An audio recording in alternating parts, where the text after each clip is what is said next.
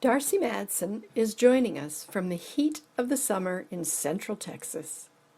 She is passionate about creating change in the hermit crab industry through education. She has worked in the education field, serving both in administration as well as a classroom teacher for 13 years. Darcy uses innovative teaching strategies to engage her students in higher order thinking through the use of critical thinking and problem-solving skills.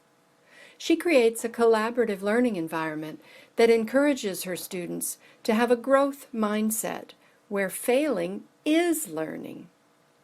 Darcy believes that real learning comes through hands-on experiences, making it her goal to develop lessons that help students think beyond the textbook and apply knowledge in a practical way that can make a real impact in their immediate environment. This type of classroom management mindset has earned Darcy several accolades. Most recently, she received the 2020 Teacher of the Year Award. She regularly leads professional development classes, training other teachers in the strategies she uses in her classroom.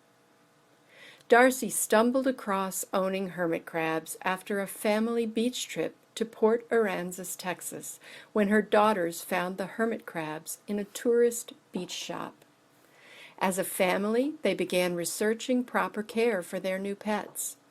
It became alarmingly clear that the information available was mostly vague and contradictory.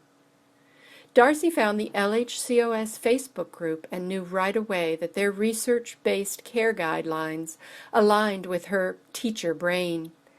She joined the LHCOS and CSJ team as a local representative in the Central Texas area, focusing on public education and advocacy. Darcy and her daughters also launched their YouTube channel, Crabs Central Station, with a goal to produce videos that educate others about proper hermit crab care. It didn't take long before Darcy decided to bring hermit crabs into her classroom. She felt it was the perfect opportunity to show her students the important role that research has in our everyday lives. Something that Darcy never planned for, however, is that the educational value of hermit crabs in the classroom goes far beyond building research skills. Join us now as she tells us how she uses hermit crabs to educate young people in her classroom and beyond.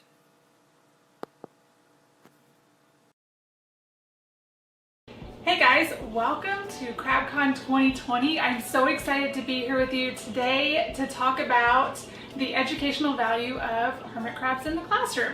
So that being said, my name is Darcy Madsen and I am a 6th grade avid teacher, which is super awesome because I don't have TEKS that I have to follow like most other core subject teachers, and so I can incorporate hermit crabs into my curriculum very easily. But I hope to share with you today the lessons that I use, and I think you will be able to adapt those for your curriculum and find a way to use hermit crabs in your classroom to educate your kiddos. So let's get started. I keep a pretty large tank in my classroom. It's 125 gallons, and we're going to show you guys some pictures here of that.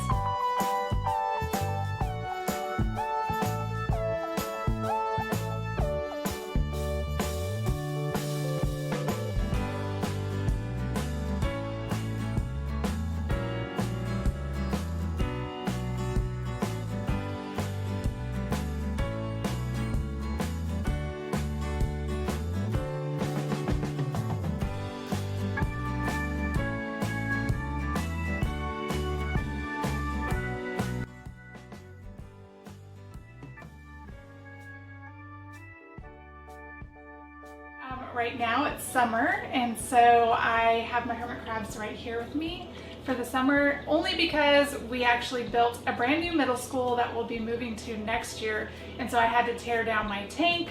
Normally I would leave it up during the summer, and I'm going to cover some of that with you guys in a little bit. Alright, so speaking of tearing down my tank for the summer, I'll just talk about how I care for my crabs in my classroom. So I want to start out by saying, first of all, I have access to my classroom throughout the entire school year. And so if you don't have that, you'll have to adjust your care for your situation. That being said, a few things that I feel are critical in caring for crabs in a classroom are filtered pools. And the reason for that is there are times that we are not going to be in our classroom over a long weekend, over Thanksgiving break or spring break or something like that, just a week or a couple weeks at a time. And so it's just imperative that they have their fresh water, and it makes it so much easier if they're filtered. Also, for the same reason, I use only dried foods from approved sellers here on Lycos because they don't mold as quickly and they don't attract bugs, which I had to learn the hard way. I had an ant infestation in my school tank about a year ago, actually, and that's a huge mess and a lot of work, so if you can avoid that, you want to. So that being said, we are going for weekends, long weekends and extended breaks and things like that. I do still go up to school and check on my hermit crabs, especially if it's a week or two, and so I go up every 2 to 3 days. So your normal weekend, I always feed them and top off their pools on Friday before I leave, and then of course Monday when I get back, freshen everything up. But over those longer breaks, you want to make sure that you are going up there or you have somebody that can check on them and refresh their food and all of that. So just a hint about the ants on your tank, actually learned from Lycos last year. If you put a thin layer of Vaseline around the top of your tank and on the cords leading into your tank, then that will deter the ants from getting in. And so that worked wonderfully for me this past year. I didn't have any problems whatsoever.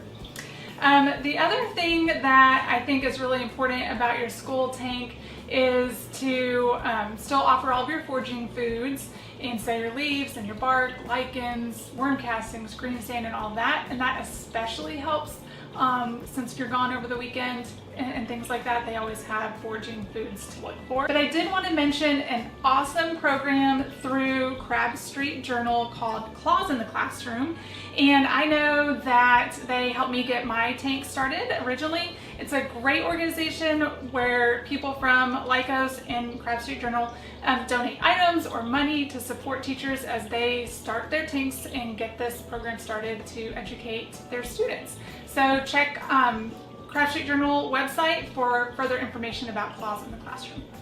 All right, so now that we've got our basic care out of the way, let's talk about the educational value of having hermit crabs as a class pet and how I use them specifically in my 6th grade classroom.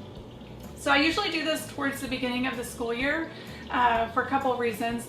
First of all, I think that it's really important for the students to know about a classroom pet and how to care for it and their needs and such. They come in having tons of questions right off the bat anyway, and so I just feel like first thing in the school year is a great time to do these lessons, but we kind of build on it throughout the school year, and I'm going to share a little bit with you on how I do that. So as I said in the beginning, they have all their questions. Keep in mind, school starts in August, and a lot of my students actually had some kind of beach trip during the summer, and they actually have hermit crabs at home. And so when they get to my classroom and see my tank, it immediately gets them to thinking about how their care is often very different from what they're seeing in the classroom. So it's a great segue into the lesson. And also, the way that I do this lesson incorporates reading skills, critical reading skills, note-taking, marking their text, collaboration, and then that higher level of thinking when they have to create their presentation at the end. Okay, so let's break this down. First of all of my resources come directly off the Crab Street Journal website. They have file among file of great resources that we can use. And so I actually go on there and I print off all of the care guides, shells, substrate, tank, species, heat and humidity, lights, foraging, food, all of it, okay, the 2 different types of water. So every part of hermit crab care, I print off the care guides from Crab Street Journal website. And I keep them separated into those groups so that I can then divide my students into small groups. They each research that one area of crab care without even knowing that all the other groups are researching a completely different part. They then become the experts on that part of hermit crab care. After they read through the Crab Street Journal care guides, I then take them to the computer lab where they research on their own more information about that particular part of care. And it's really, I think, enlightening for them to see how differing the information is online. This is a great segue into how important it is to have a reliable resource when you're doing research, how important it is to have multiple sources that you're looking at when you're doing research, and how important it is to just research the care of a pet when you have them. So a lot of really good teaching moments just in that one piece. As I said, critical reading skills, marking text, taking notes, they're doing all of that through their research. And so as a group, they are having to decipher the important information that they need to take away and then present to their classmates at a later time. The next step in this whole project is to then take their information and in some way of their own, decide how they want to present that to their classmates. And I leave this really pretty open to them because I want them to get creative with it. And so they can do a 3D model, a diorama, a poster. I've had students do puppet shows. You know there's a right way to take care of a hermit crab? No, there's not. Actually, there is. Like what? First off, you shouldn't have them out in the open. They should be in a safe environment. Do we have to? Huh? Let me tell you a bit about them. Yes, sir. First off, the hermit crabs are out of their shells for a reason. Yeah, we are. They are? They're out of their shells because the humidity is too low. The right humidity is 70 to 80%. Okay, I know that, but what should the temperature be? 72 to 82 degrees Fahrenheit. Well, that explains things. Who just keeps it at 90 degrees Fahrenheit? Oh, I will change it to 76. Plays or skits. I've had them pre-record something like they were newscasters talking about, hermit crab care. Hi, welcome back to your avenues. Breaking news. Hermit crabs are leaving their shells for many reasons. Let's go to Bill Nye the Science Guy for details. Welcome to our show, Bill Nye. Thank you. And it's Bill Nye with an I, not a Y, because that's plagiarism. Some reasons hermit crabs are leaving their shells are they might have physical stress from traveling to a pet store, lost its shell from a shell fight and can't find another that properly fits it, irritation like sand or fungus, pre-molting, temperatures too high and wrong humidity, also poor condition from traveling. Sometimes you need to help the hermit crab when it is molting or dying, or some other reason it is leaving its shell. How to help your hermit crab when it leaves its shell is washing your hands, boiling the shell into chlorinated water, and putting a just big enough shell in its own personal container.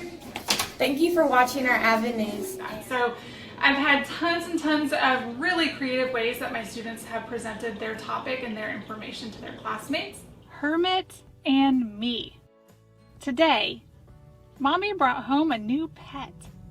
What could it be? I asked myself. I looked inside the carrier. A little hermit crab. I was so happy. I had a pet hermit crab.